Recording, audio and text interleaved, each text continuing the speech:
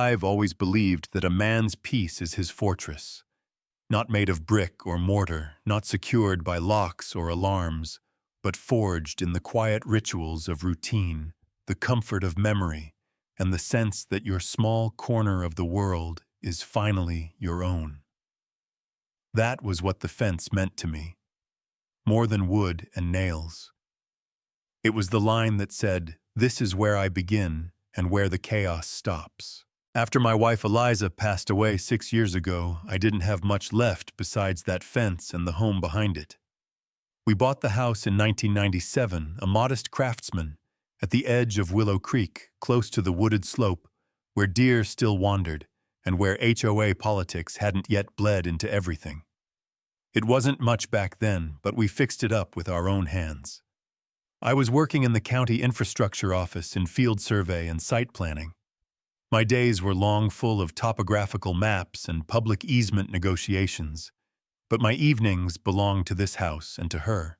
When she got sick cancer, the kind that doesn't negotiate, I started putting up the fence. Not to keep anyone out, really. Eliza said she always wanted a wildflower border along the edge of our land, something to protect the little bluebells from the mower. But also, I think I needed to build something when I couldn't fix her. That fence was the last thing I made with my hands while she was still alive. I followed every regulation, pulled the permit, double-checked with the city and the county maps. The property line was oddly shaped. Our house sat right on the edge of what used to be a county utility access road, which later became part of a preserved easement. But I knew how to read those documents. I knew exactly where my land ended and where the county began.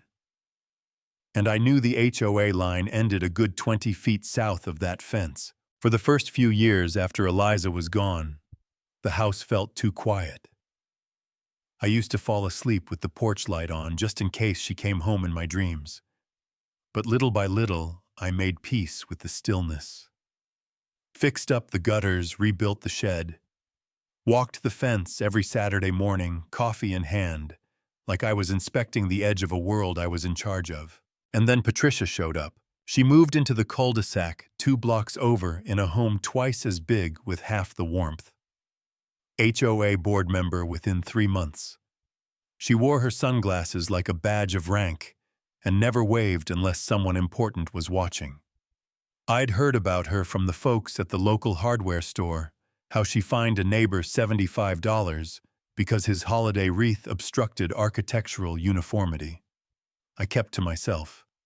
Figured if I didn't give her reason, I wouldn't get her attention. I was wrong. It started with a note folded under a rock on my porch.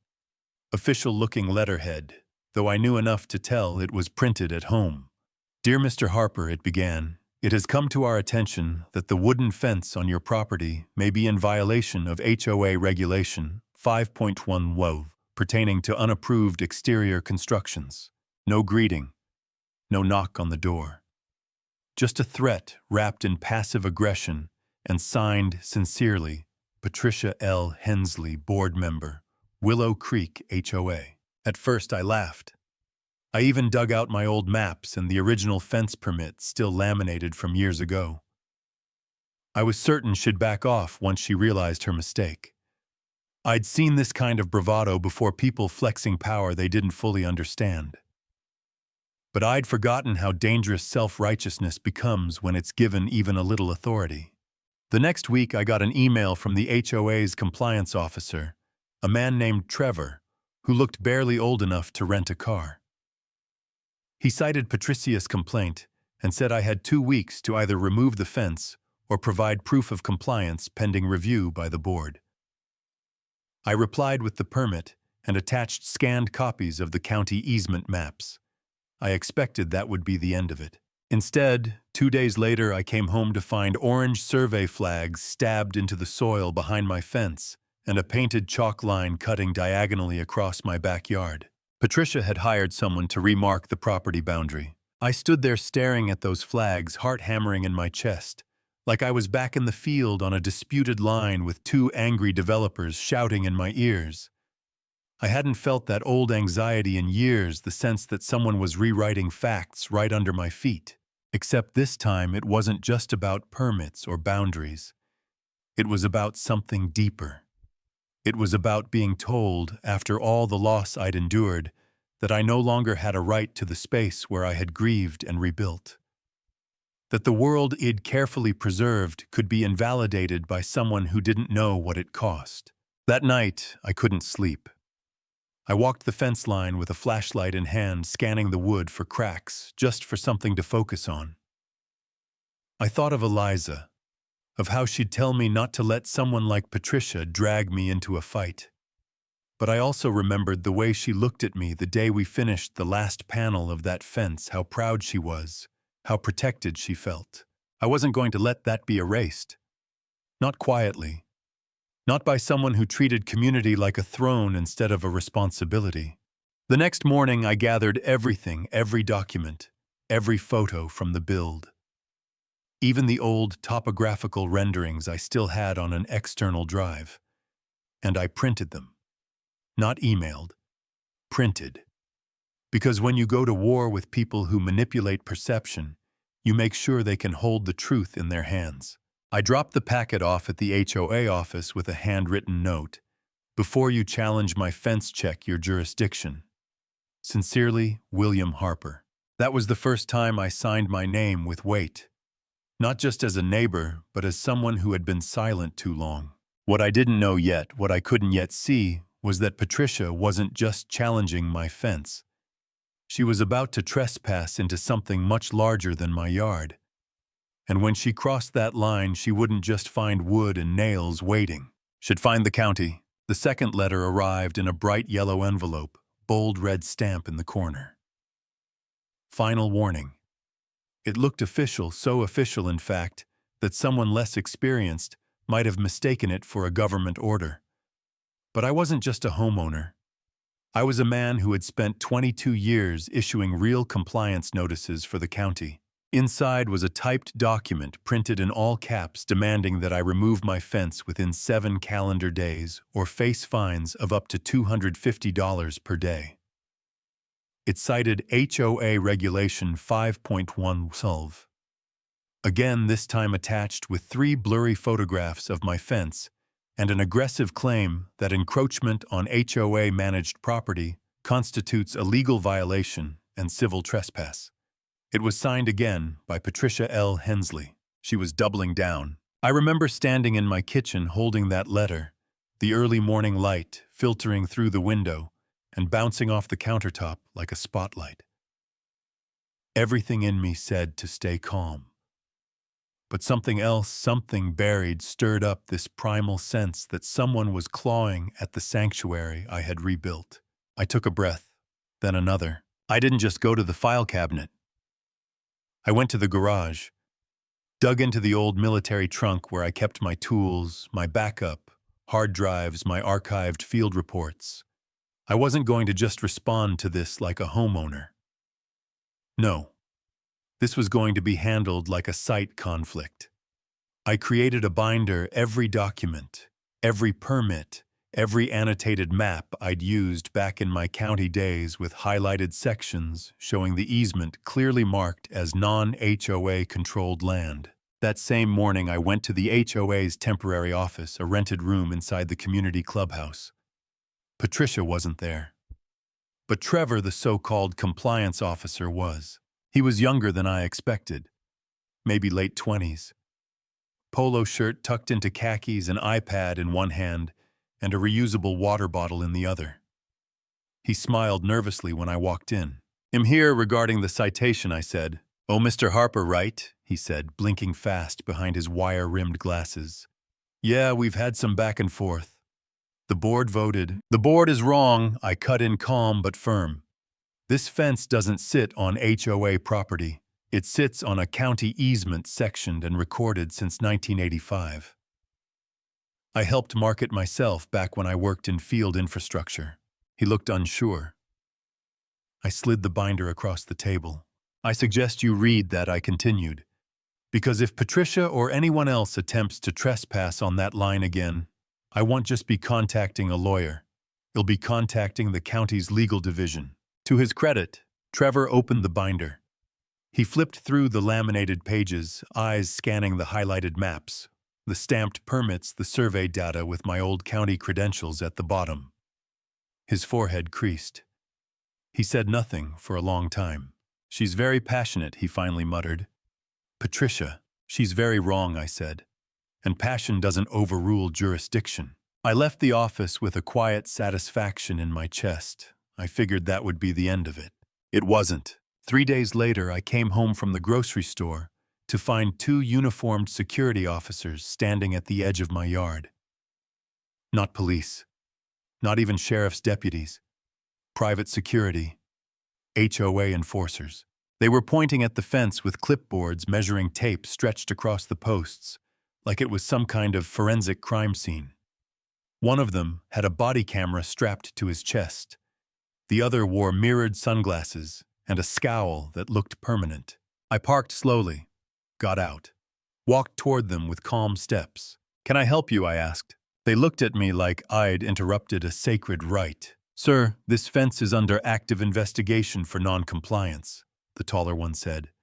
"We've been authorized by the HOA to assess encroachment violations." "Assess," I said. "Or fabricate." That didn't sit well.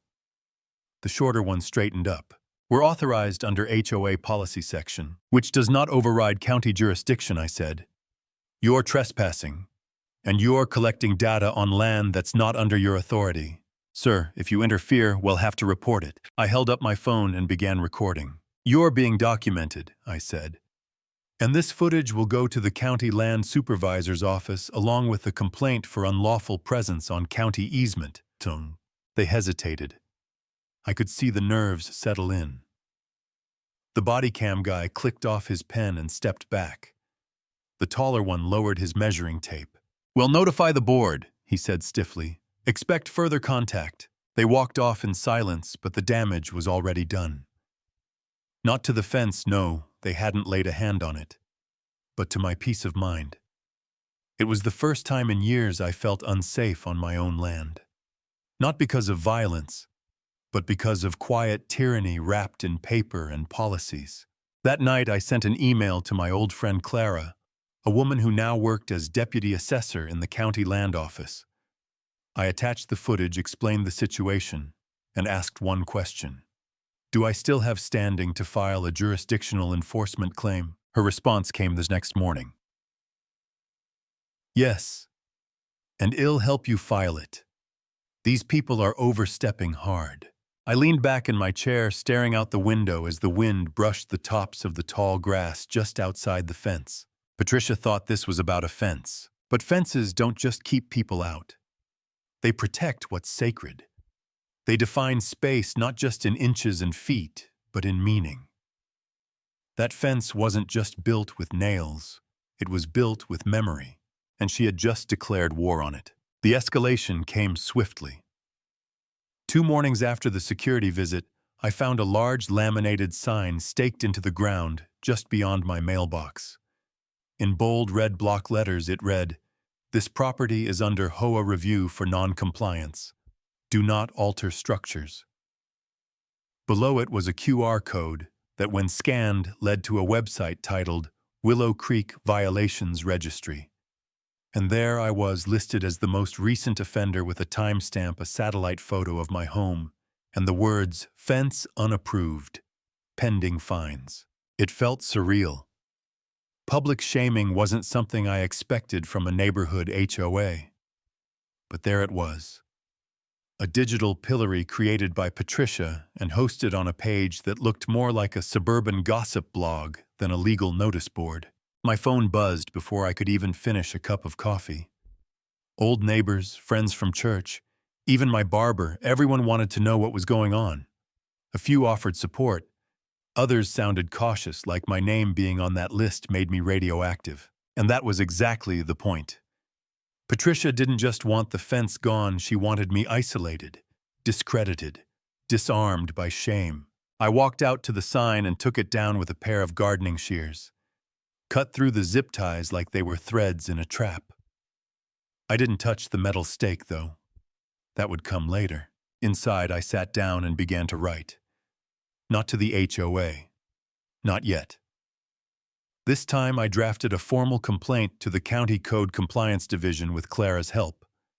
I included time-stamped footage, printed screenshots of the violations page, and a detailed statement outlining the legal overreach. Clara sent a reply within hours. We're assigning a field officer. You'll be contacted within 48 hours.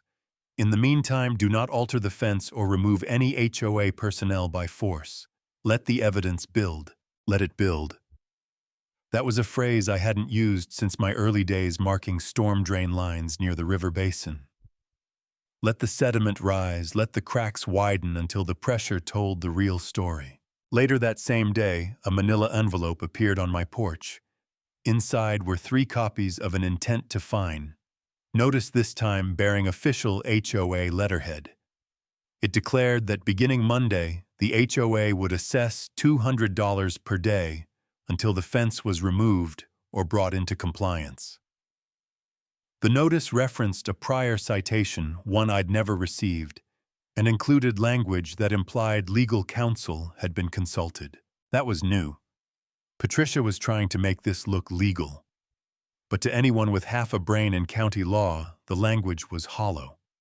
I could see it instantly, the way they quoted HOA bylaws as though they overruled public land designations. A rookie move, but effective in one very particular way, fear. They were trying to pressure me through repetition, paper after paper, layer after layer of warning, until even the most logical person began to doubt their own knowledge. But I wasn't just any homeowner. I had drawn the maps they were misquoting. I scanned the notices, added them to my binder, and mailed a copy to the county recorder's office, certified. I also included a note: possible falsified enforcement under color of authority. HOA threatening fines for non-HOA controlled parcel. That phrase, color of authority, carries weight. It's not just about power. It's about abusing power under the appearance of legitimacy, and Patricia was dancing too close to that line. That night, as I watered the flowers that lined the fence, Eliza's bluebells and lilies still returning, year after year, I saw something that stopped me cold. Spray paint. Someone had marked a big white X on the back panel of the fence closest to the slope. Fresh. Still wet.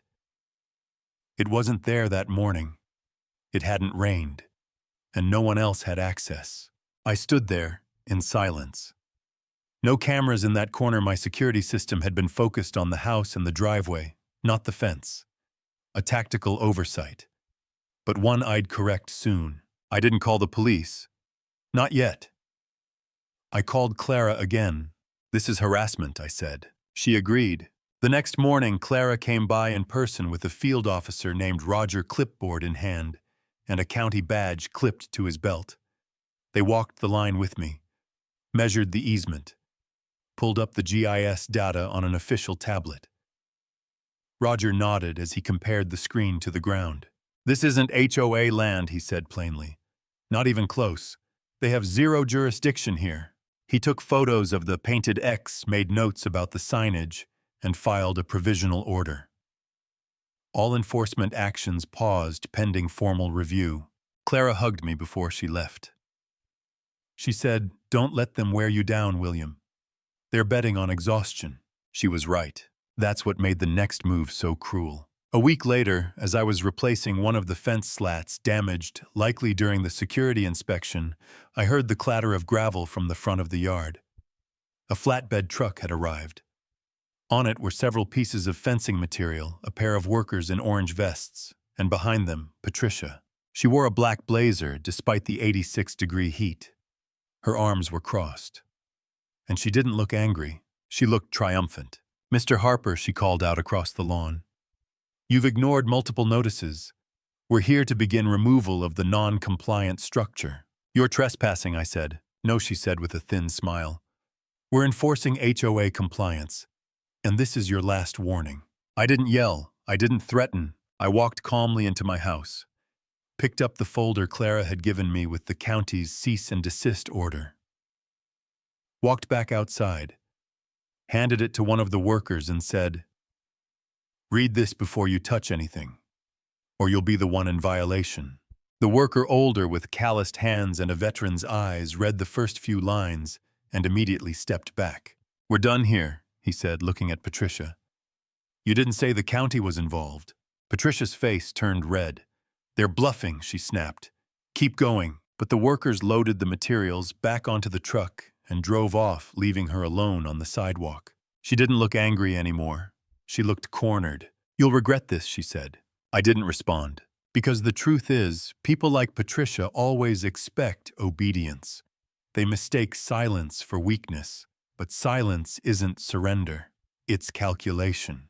And I was done calculating. After the truck pulled away and Patricia stormed off in a cloud of indignation, I stood at the edge of my yard just past the lilies and exhaled slowly.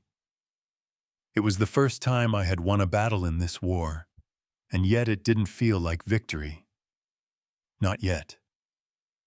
My hands were steady, but there was a tightness in my chest that hadn't gone away since the first warning note landed on my doorstep. I knew better than to believe she was finished. Patricia wasn't just fueled by authority, she was animated by something deeper: control. And when someone like that is denied it, they don't retreat. They regroup. That night, I made tea, sat in my reading chair, and stared at the fire I'd lit more out of ritual than comfort. Eliza used to say, "A bully only wins if you fight them on their terms." She believed in soft power, kindness, consistency, the long game. But she also believed in knowing what you were up against. And Patricia wasn't acting alone anymore. Her last move felt too coordinated, too sure. I needed to understand how deep this went, so I went digging. In the morning, I drove downtown to the County Archives building, a squat beige block of concrete next to the courthouse. It was where all land transfers, public easements, zoning maps, and HOA charter filings were stored. I hadn't been inside since I retired, but the smell of microfilm and photocopier toner hit me like an old friend. I nodded at the front desk clerk and made my way to the back, where Clara had set aside a cart of documents for me the day before. I started with Willow Creek HOA's original Articles of Incorporation, filed in 1994.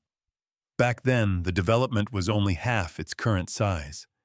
The documents clearly defined the neighborhood boundaries, and more importantly, explicitly excluded the old utility easement along the slope where my property sat. There was even a line in the charter that stated parcels adjacent to the East Perimeter Trail shall remain under county jurisdiction, exempt from HOA authority. I smiled. It was the first hard evidence I had showing that Patricia's actions weren't just aggressive, they were unlawful. But then I found something more disturbing. A recent amendment filed just 8 months ago redefined the HOA boundaries in a way that attempted to include the slope behind my property. It was subtle. A few lines of revised text, a small change in the GIS description. But to anyone not paying attention, it would look like the HOA had always controlled that strip of land. It explained why Patricia was so confident. She had altered the map, or at least tried to. Problem was, HOAs can't unilaterally change their boundaries when public land is involved. Any such change requires review and approval by the County Land Use Commission. And this one showed no stamp, no signature, and no date of approval. Just a filed piece of paper pretending to be official. Patricia wasn't just overreaching, she was faking her authority. I photographed the document. All of it. The original charter, the amended one, and the county map from 1985 that clearly marked the slope as a public access and drainage easement. Then I emailed everything to Clara with a short message. "This is the smoking gun. Let's move." While waiting for her reply, I sat in my truck and stared out the windshield. There were moments in life where you realize someone tried to rewrite reality around you. Not just bend the rules, but edit the truth. It's disorienting. Like watching someone paint over a memory you lived through and claim it was theirs. Clara's response came 15 minutes later. "I'm filing for an emergency hearing with the Land Use Commission. You'll be on the witness list.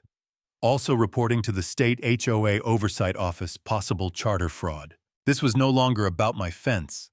This was about fraudulent governance. That afternoon, I returned home with a new resolve. I walked the fence line again, this time not with nostalgia, but with precision.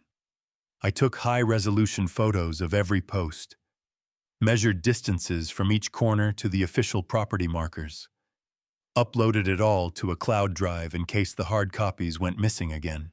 But the most important thing I did that day was pull out the blueprints Eliza and I drew up when we first bought the house. She had kept them tucked away in her filing drawer with recipes and old cards. On the bottom of one page, she had written in neat cursive, "For William, the line between ours and theirs matters because it tells us who we are." I stared at her handwriting for a long time. That night I got a knock on the door. It wasn't Patricia. It wasn't Trevor.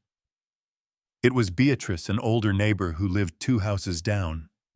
She had a warm smile, a half-panicked look in her eyes, and a folded letter in her hand. "I thought you should see this," she said. The letter was another HOA newsletter, just delivered to every mailbox. This time, it accused me of disrupting neighborhood harmony, refusing to comply with community standards, and most astonishingly, of filing frivolous complaints to waste public resources. "They're turning people against you," Beatrice whispered. "It's really upsetting." "I know you, William. You're not the villain here." I thanked her, gave her a tired smile, told her the truth would come out soon. She hesitated before leaving. "Patricia's recruiting people to vote on new enforcement policies.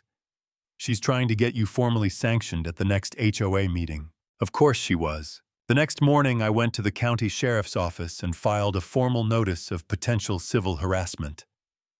I attached the surveillance video, the fake citation, the edited charter pages. I asked them to be present at the next HOA board meeting just in case.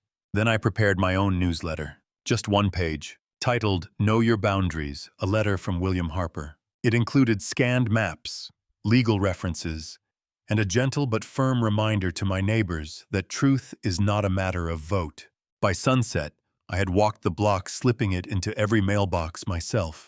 No threats, no accusations, just the facts. Because when you're under siege by lies, sometimes the most powerful weapon is simply the truth left quietly at someone's door. It happened on a Monday morning just before sunrise, the kind of hazy blue dawn where the world still holds its breath. I was sitting at the kitchen table with a black mug of coffee in one hand and Eliza's blueprint sheet in the other when I heard the unmistakable thud of wood hitting earth, followed by a mechanical whine. The sound didn't belong. Not at that hour. Not on my land. I opened the front door and froze. A flatbed truck was backed up to the slope behind my property, engine idling low. 2 workers in matching safety vests were already on the ground, armed with crowbars and power tools. A bobcat excavator idled behind them, waiting. And at their feet, my fence. 2 panels had already been pried off, one of them cracked down the middle like a broken rib. And there she stood, Patricia, clipboard in hand, sunglasses already perched on her nose despite the lack of sun. Her posture was military, confident, triumphant. "Ms. Hensley," I said, keeping my voice even, "this is trespassing." She turned all smiles. "No, Mr. Harper. This is compliance. The HOA board voted to remove the unapproved structure. We gave you multiple warnings." I stepped forward, my breath fogging in the morning chill. "You have no jurisdiction here. That's county land. You're damaging property on a public easement, and you're doing it without court approval." Patricia didn't even flinch. "That's your opinion. Our charter has recently been revised, and until the matter is formally adjudicated, the board's authority stands." I knew then that she wasn't just bluffing. She was betting it'd fold, that it'd be too tired, too worn down, too alone to stop her. But what she didn't know was that the hearing with the County Land Use Commission was already scheduled for that Friday. Clara had confirmed it less than 24 hours before. "You're going to regret this," I said quietly. Patricia raised her eyebrows. "Is that a threat?" "No," I said, stepping back and lifting my phone. "That's a record." I hit record on the video app, capturing everything. The truck, the workers, the bobcat, the damage, the smug tilt of her head as she ordered them to continue. I filmed as the third panel was pulled down its base, cracking where I'd carved Eliza's initials. That one hurt. More than I expected. It was like watching someone tear down a gravestone. I called the sheriff immediately. By the time they arrived, 4 deputies and 2 cruisers, the workers had removed 6 panels. Patricia was arguing with them, flashing her HOA badge like it meant something. I handed the lead deputy my documentation, Clara's contact number, and the signed cease and desist order from the county's legal department. The officer's tone changed almost instantly. "You're operating on county property," he said to Patricia. "That's outside HOA Enforcement Authority." Patricia laughed nervously. "We have a revised boundary map." The deputy cut her off. "Ma'am, did that map go through county commission approval?" Patricia hesitated. "It was filed internally." The deputy shook his head and turned to his partner. "Photograph everything, shut down the site, and call the county attorney's office." Patricia was stunned. For the first time, her confidence cracked. She tried to argue, to clarify, to redirect. But the law doesn't bend to volume, and the deputies weren't impressed with her clipboard or her board position. Within 30 minutes, the workers were ordered to cease all activity. The Bobcat was loaded back onto the flatbed, and Patricia was escorted off the property, not in handcuffs, but not with dignity either. They let her keep the sunglasses, but not the illusion of control. Later that afternoon, the county issued an official notice of code violation, but not to me. To the Willow Creek HOA Board, violation of county easement boundaries, unauthorized destruction of private property, potential fraud in land charter amendment filings. I received a personal call from Roger, the same field officer who'd walked the property with me. His voice carried equal parts frustration and assurance. "We've seen this kind of thing before," he said. "HOA's getting too big for their bylaws, but your documentation's airtight. This will go to the commission, and they're not going to like what she pulled." That night, I replaced the panels they had torn down. Not out of defiance, but out of necessity. My yard felt exposed, like a wound left open to the elements. I worked with a headlamp on hammering each post in place by hand. No contractors, no shortcuts. Just me, a stack of replacement boards, and the memory of Eliza's hand guiding mine as we built it the first time. As I worked, neighbors passed by. Some slowed their cars, others lingered at their mailboxes. A few even walked over. "I saw what happened this morning," Beatrice said. "That was wrong. You handled it with grace." Another neighbor, a young couple I barely knew, brought over lemonade and said, "We're behind you, Mr. Harper." Support trickled in. Not a flood, not a riot, but enough. Enough to remind me I wasn't alone. The next day, the HOA website went offline. Their violations registry page returned a 404 error. And someone, probably Patricia, had scribbled a passive-aggressive post on the neighborhood Facebook group, blaming certain residents for undermining community order. I didn't reply. I was preparing for Friday, for the hearing, because this was no longer about one fence. It was about a lie so bold, so persistent, it had been accepted as truth. It was about drawing a line not on a map, but in the soul. A line that said, "You don't get to erase me." Not anymore. Friday came wrapped in gray clouds and the slow promise of rain. It was fitting the air itself felt thick, charged, like the sky understood that something long overdue was finally about to break. I wore a navy blue jacket Eliza had once picked out for me. Said it made me look like I still worked for the county. Maybe that's why I chose it. That and the quiet strength it gave me. Today wasn't about anger. It was about clarity. About standing in a room and forcing everyone to see what had been hiding in plain sight. The County Land Use Commission met in a low-slung concrete building beside the main library. The chambers had once been a courtroom with arched wooden benches and a panel of 5 appointed commissioners at the front, seated beneath a modest county seal. It wasn't flashy, but it held weight. This was where decisions stuck. Clara met me at the entrance, holding a leather folder and wearing the look of someone who'd prepared for battle, but preferred diplomacy. "You ready?" she asked. "I've been ready since the first nail they pulled." Inside the chamber buzzed with quiet tension. A few community members had shown up, mostly curious faces, some scribbling on notepads, others checking their phones. Trevor from the HOA sat 2 rows ahead, looking like he desperately wished he could disappear into his khakis. And then near the front, Patricia. She wore the same blazer from the morning of the demolition. Her hair was immaculate. Her expression unreadable. Cold. I recognized that face. It was the one people wear when they've convinced themselves their actions are righteous. The hearing began promptly at 9. The presiding commissioner, a silver-haired man named Callahan, introduced the case allegation of unauthorized HOA activity on county easement property, contested jurisdiction claims, improper boundary amendment filing. Clara spoke first. Calm. Crisp. She laid out the timeline, beginning with Patricius notice, then moving into the fence removal, the public shaming campaign, the unauthorized survey lines, the security team. She passed out binders to the commissioners. Inside were copies of the HOA charter, the unapproved amendment GIS overlays, county maps from 1985, and photographs showing the easement line long before Willow Creek even existed.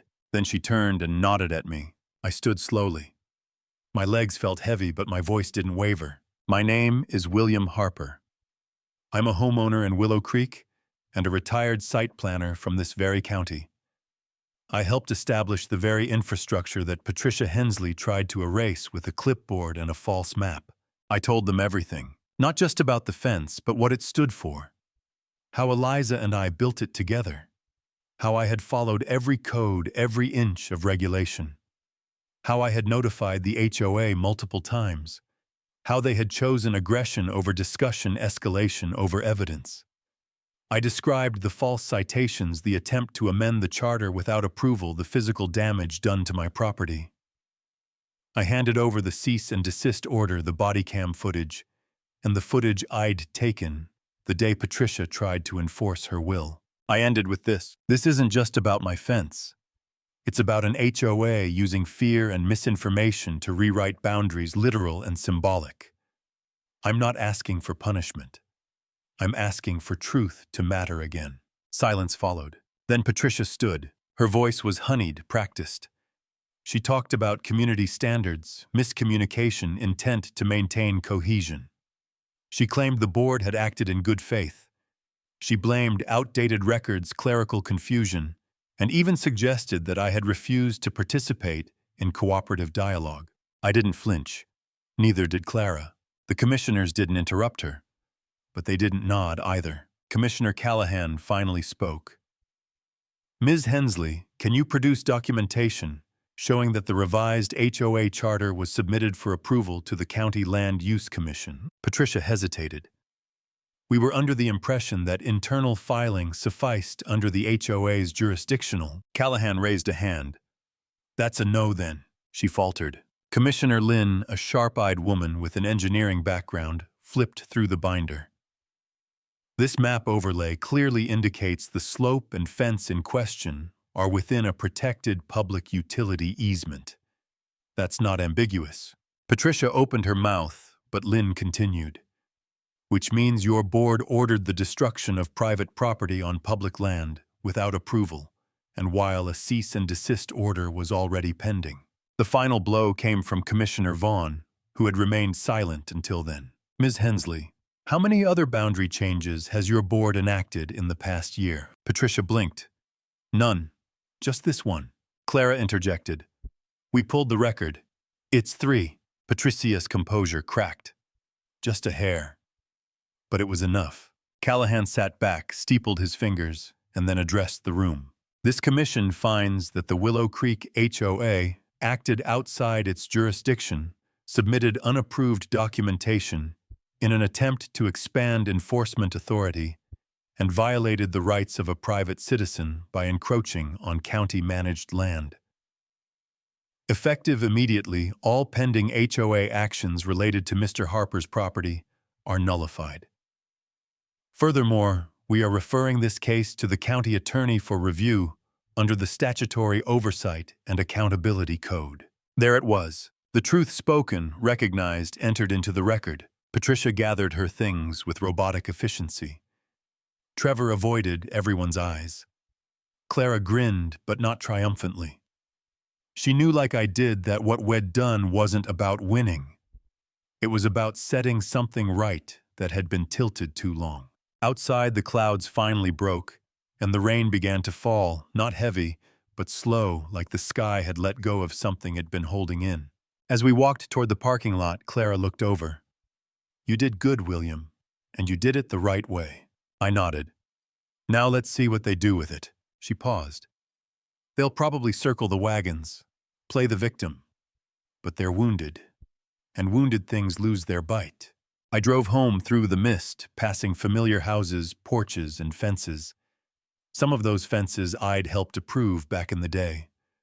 Some of them stood on soil I'd surveyed with my own boots. I thought of Eliza, of how she always believed in standing firm but never cruel, stubborn but never unkind. When I got back to my house, I sat on the porch, listened to the rain, and looked out at what was left of the fence. The battle had turned, and I had something Patricia never did. The county. 2 days after the hearing, my name was cleared officially and publicly. A statement from the County Land Use Commission soon appeared on their website, dry and bureaucratic as you'd expect, but the words were powerful nonetheless. The commission finds the Willow Creek HOA in violation of overreach into non-HOA governed territory. All enforcement actions related to the Harper property are nullified. Investigation into additional charter amendments is underway. I printed the statement, framed it, and hung it just inside the foyer. Not as a trophy, but as proof for myself and for anyone else who might one day doubt whose truth had prevailed. But I knew that wasn't the end. Because HOA drama never ends quietly. It festers, rebuilds, looks for another angle. The HOA didn't issue an apology. Of course not.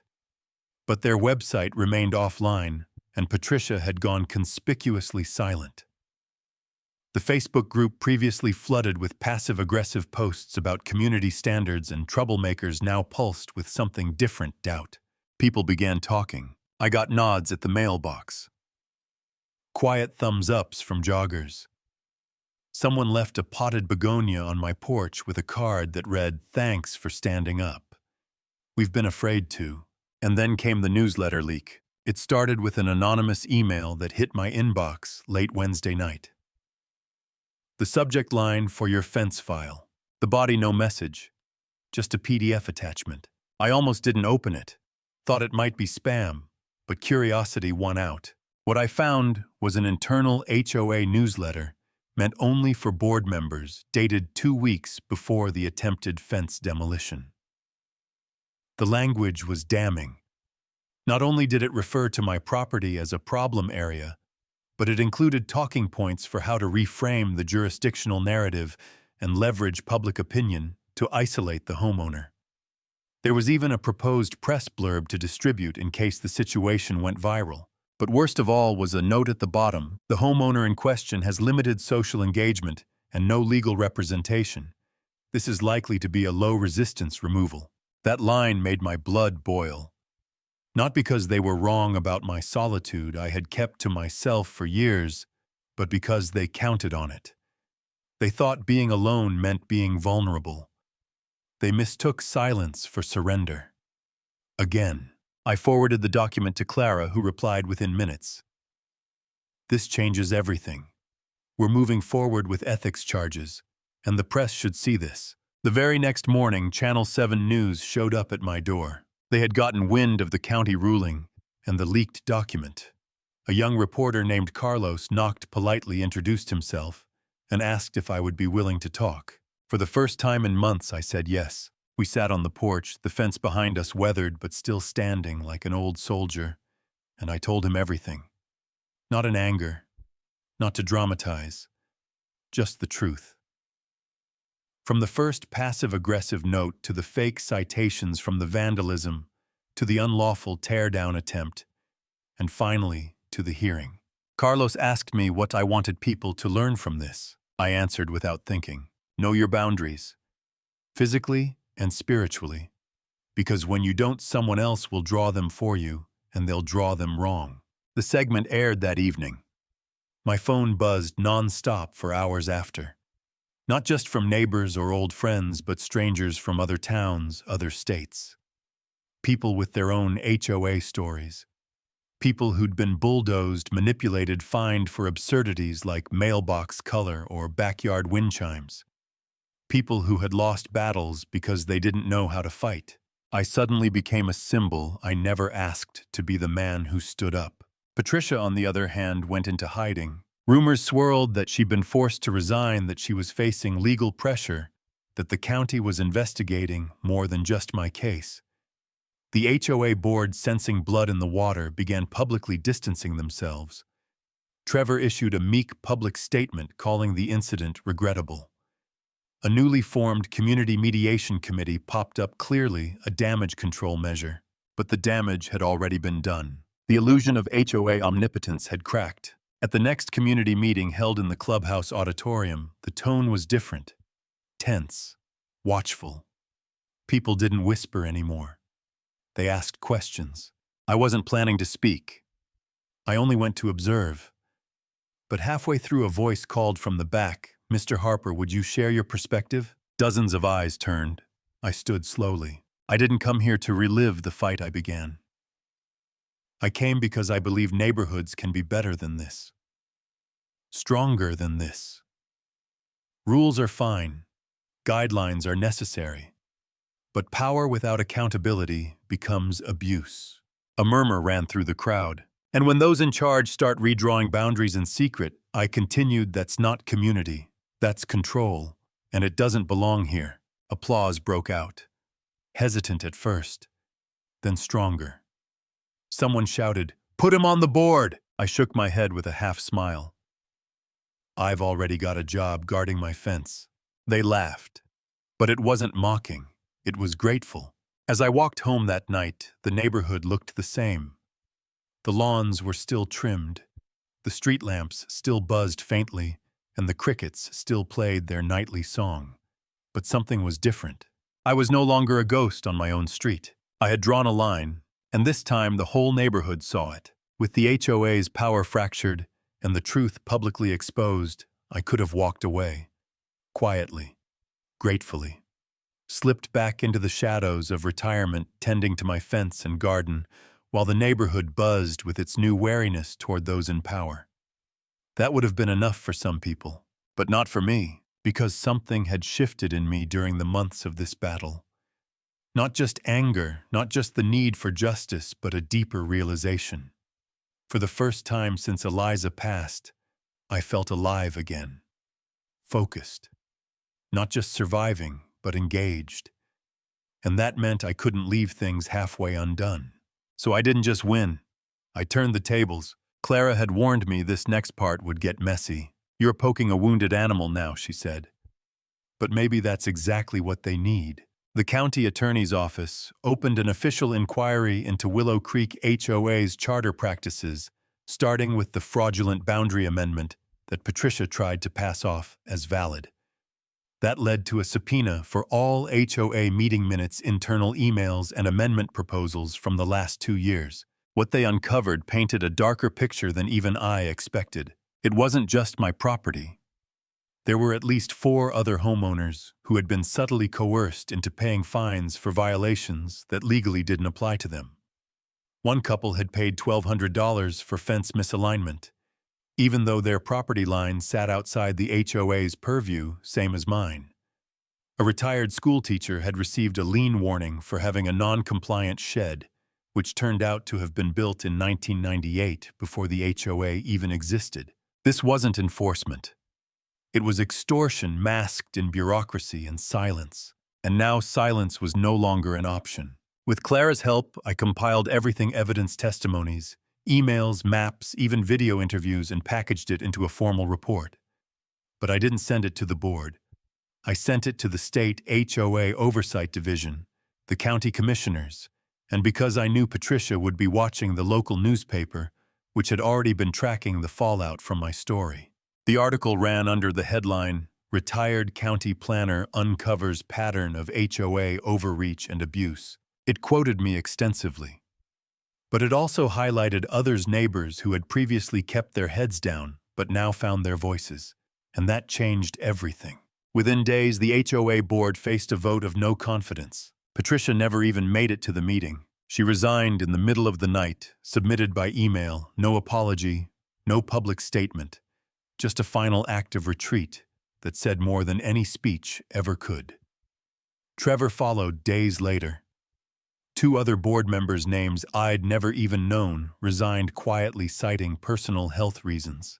A temporary leadership committee was formed, this time composed of residents elected openly without the usual backroom nominations. Beatrice joined. So did the young couple who had brought me lemonade during the worst of the drama. People with calm voices and clear eyes. Not perfect, but real. One evening they stopped by with an unexpected request. "We're rewriting the charter," Beatrice said. "Would you look it over?" I blinked. "You want me to edit it? You wrote the infrastructure maps for half this county," she said. "We'd be lucky to have your guidance." And just like that, the very people who had once treated me like a problem now saw me as a resource. I wasn't sure how to feel. Humbled, yes, but also vindicated. I agreed on one condition, that the new charter includes a clause requiring third-party approval for any future boundary changes. No more internal filings. Everything goes through the county. They didn't even hesitate. Done. In the weeks that followed, something remarkable began to unfold. The HOA's tone shifted. The newsletter became less about restrictions and more about community. They featured a story about a neighborhood cleanup day, a spotlight on the local elementary school's art fair, and even much to my surprise, a short piece titled, "Know Your Boundaries Lessons" from Mr. Harper's Fence. I didn't write it. But I smiled at the closing line. Sometimes the strongest fences aren't built to keep people out, but to remind us where we begin. I kept walking the fence line each Saturday morning. But now I wasn't alone. Kids from down the street would wave. Neighbors would stop to chat. One even asked for help measuring their yard before building a new shed, just to make sure I don't start a revolution, he joked. The thing that struck me most was this: I didn't need to shout to be heard. I didn't need to rage or threaten or smear. I just needed to stand, to stay rooted in the truth, to protect what was mine not out of stubbornness, but because the line between right and wrong deserves defenders. One morning I found a letter in my mailbox. No return address. Inside was a handwritten note on expensive stationery. "You may think you've won, but you've only made things harder for everyone. HOA governance exists for a reason. People like you ruin it for the rest. P." No name, but I didn't need one. I smiled, folded the letter, and tucked it into the binder where I'd kept every notice, citation, and map since this started. Because sometimes even the bitter voices deserve a place in the story. They remind you why you fought, not just to win, but to change the game. Fall arrived quietly. The wind began to carry that familiar edge, the kind that hinted at change just before the leaves committed to it. My yard was still the same, the fence now fully restored, the bluebells blooming despite the cooler nights, the porch light flickering to life each evening, out of habit rather than necessity. But something inside the neighborhood had shifted. People walked a little slower past my home. Some paused to chat. Others simply nodded with a kind of respect that hadn't existed before. I wasn't just that guy with the fence anymore. I had become something else, something I never asked for, but had grown into nonetheless. A symbol. It was strange at first to feel seen after so many years of deliberate invisibility. After Eliza passed, I had retreated, let the world move around me. But now the world was stopping just slightly to include me again. And yet, with Patricia gone and the board restructured, I found myself waiting. Not for conflict, but for closure. Because even though I had stood my ground, defended my rights, and exposed the truth, I had not yet decided what it meant to forgive. Then came the letter from the county. Official. Embossed seal. Signed by the state's Office of HOA Oversight. Following the investigation initiated by the Harper complaint, the Willow Creek HOA has been cited for 3 confirmed violations of charter governance, 2 instances of fraudulent documentation, and 1 count of unlawful enforcement actions. All current and former board members involved are barred from serving on any HOA board in the state for a minimum of 5 years. That was it. Justice, not revenge, not drama. Just a quiet ruling that said, you went too far, and now you're held accountable. The HOA itself was placed under county administrative supervision for the next year. Essentially, they had lost the right to govern without oversight. The community would now vote on all major decisions, and all enforcement actions had to be approved externally. The balance of power had been reset. I didn't celebrate. I didn't pop champagne or raise a flag. I walked the length of my fence that afternoon, pausing at the spot where Patricia's contractors had torn down Eliza's initials. I had replaced the board, but I hadn't yet carved them again, until now. I took a wood-burning tool from the shed and crouched beside the panel. My hands weren't as steady as they used to be, but the letters came back to me like muscle memory. Still here, still mine. That evening, a knock came at the door. It was Trevor. He looked smaller somehow, not physically, but in presence. His shoulders hunched, his smile uncertain. I wanted to say something. He began shifting on his feet. About everything. I let him speak. He explained that he'd joined the board out of obligation, just to help, but let Patricia run it because she was louder, faster, more certain. He didn't excuse it. He didn't ask for forgiveness, but he admitted he'd been wrong. And he handed me a check. $800. The board voted to reimburse you, he said, for the fence damage and for the filing fees. We didn't know how else to say thank you. I didn't take the check right away. I looked at him and said, "It's not about money." He nodded. "I know. But we wanted to do something right." I took it. Not for me, but to fund something new. A few weeks later, the community hosted its first ever HOA reform workshop in the clubhouse. Clara came to speak. So did a legal expert from the county. And somehow I found myself sitting at the front answering questions about homeowner rights boundaries and the quiet strength of doing the right thing even when it's inconvenient. I was the last one to speak. "Most of you know me now," I said. "And most of you saw what happened. But what matters more than my story is what you do with it. Because boundaries aren't just lines in the dirt. They're principles. And if you don't defend them kindly, calmly, firmly, someone else will redraw them for you." A round of applause. Honest. Earned. Afterward, I stood outside watching the sun dip below the horizon, casting long shadows over the fence line that had once divided a war. Now it simply marked home. One by one, people came up and shared their own stories. Little battles, little indignities, and for the first time they spoke not in whispers, but with resolve. They were no longer afraid of the board, because they had seen what happened when one man stood up and the law stood with him. Beatrice approached last. She handed me a small box wrapped in brown paper and string. "For Eliza," she said. Inside was a ceramic plaque, handmade, painted with wildflowers and the words, "This is where peace begins."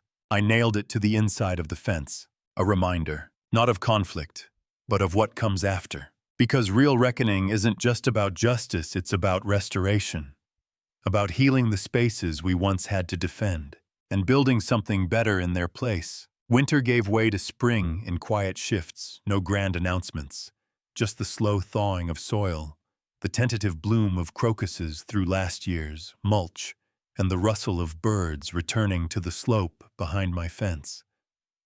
It had been a year since Patricia first slipped that letter under my door. A year since my fence became a battleground. A year since I found myself again not through victory, but through the act of holding my ground. I spent the early mornings in the yard now. Coffee in one hand, gardening gloves in the other. I didn't just rebuild the fence, I expanded the garden around it. Eliza's bluebells had always been the centerpiece, but I added lavender sunflowers and hardy rosemary. that gave the breeze its sharp, familiar scent. Each plant had a purpose. Each one marked a new memory layered atop the old pain. People came by more often now, not just to gawk or gossip, but to talk. The fence, once a symbol of conflict, had become something else entirely. A gathering place, a starting point. One Saturday, Beatrice stopped by with her grandson. He was maybe 6, red-faced from playing, and curious about the birdhouses I'd built along the top beam. "Did you make those?" he asked, eyes wide. "I did," I said. "One for each season. Can I build one too?" Of course, I smiled. "But only if you help me plant marigolds." That was the deal. By lunchtime, we had 3 new birdhouses and a crooked row of orange blooms, each one tucked into the soil by tiny hands. He called the tallest plant the guard and insisted it could see the whole neighborhood. He wasn't wrong. In the weeks that followed, more neighbors came. The HOA, now led by a thoughtful, rotating board of residents, had organized a community open fence day. The idea was simple. Everyone invited others to visit their backyards, share stories, show off projects, and ironically, tear down the metaphorical walls that had divided them. Mine was the first stop on the list. People wandered through the garden, admired the craftsmanship of the rebuilt fence, and asked questions about soil, seasonal blooms, and the little hand-carved plaque bearing Eliza's initials. One woman lingered at the edge, notebook in hand. She introduced herself as Ellen, new to the neighborhood, recently divorced, trying to find community. "I read about you," she said. "The fence, the HOA, the whole ordeal." I gave a small smile. "It wasn't just a fence." "I know," she said. "That's why I'm here." We talked for an hour about grief resilience and the strange alchemy that turns conflict into clarity. She asked me what kept me from giving up. "Truth," I said, "and love, even the kind that outlives someone." As the sun began to set, painting the sky with streaks of copper and gold, I sat on the bench I'd built beneath the willow tree, Eliza's tree, and watched as the shadows danced across the grass. The birds flitted between houses, children laughed in the distance, and the fence, it stood quietly. No longer a line of defense, but a line of definition. Not about what I was keeping out, but what I had chosen to protect. I opened a worn leather journal and began to write, not about Patricia, not about the hearings or the citations or the threats, but about the after, the peace that comes when you know who you are, the healing that follows when a community remembers it's made of people, not policies, the strange and beautiful way life grows back even after someone tries to tear it down. I wrote until the stars appeared dotting the sky like stitches across a once torn fabric. When I closed the journal, I looked around one last time, and I realized the fight hadn't just restored my property. It had restored me. I hadn't merely defended a fence. I had planted a garden, and in doing so, I had sown something deeper into the ground, a legacy of quiet strength, of gentle resistance, and of the enduring belief that truth, when tended with care, can outlive any storm.